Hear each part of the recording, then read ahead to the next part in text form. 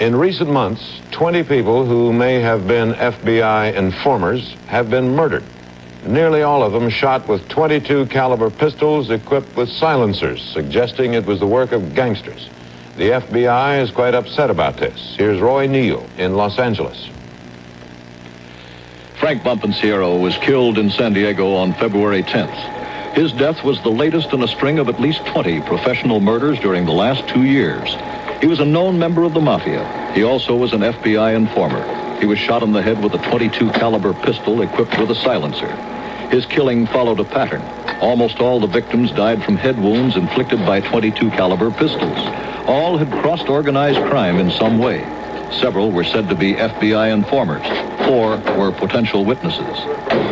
Bompensiero's death touched off an intensified FBI investigation into the possibility that organized crime is executing people who cooperate with agents. Sam Giancana, for example, was killed by .22 caliber bullets in Oak Park, Illinois, nearly 2 years ago. He was a retired mafia boss who had talked to a grand jury.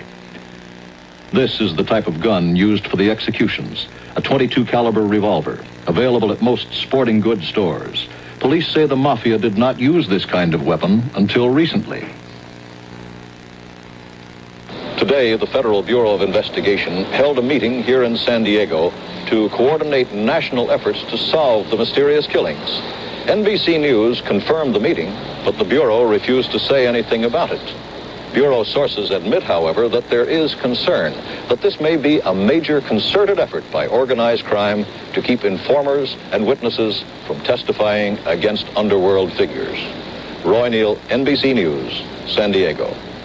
The Justice Department has run into new problems with Operation Alias, its controversial program of giving new identities, new lives to witnesses who testify against organized crime. Fred Graham has the story. There are now about 2,300 witnesses whose lives are thought to be in danger because they testified against organized crime and who've been relocated under false identities created by the U.S. Marshals Service. But in recent years, about a dozen of those hidden witnesses have been murdered. Today, the Justice Department confirmed reports that it is investigating allegations that some of the witnesses may have been killed because members of the Marshals Service, the proud officers who once policed the West, were paid by gangsters to disclose the witnesses' new names and locations. In a year-long investigation, the FBI has found evidence that some deputy marshals did sell information about hidden witnesses to underworld figures, and the FBI has now begun a new investigation to see if such leaks could have led to any of the murders.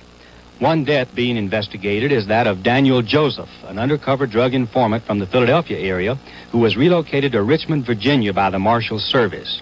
He died of a mysterious drug overdose on June 20th, and 40 drug prosecutions that depended on his testimony had to be dismissed. Another is the murder of Joe Barboza, a one-time hired killer from Boston who had testified against New England Mafia chieftain Raymond Patriarca. A $300,000 contract was reportedly placed on Barboza's life, and after the Marshals Service relocated him to San Francisco, he was shotgunned to death in classic gangland fashion. All this has sent waves of fear throughout the ranks of the government's hidden witnesses, but Justice Department officials predict that the investigation will show that the murdered witnesses were not victims of leaks from the Marshals Service, but the witnesses' own carelessness. Fred Graham, CBS News, Washington.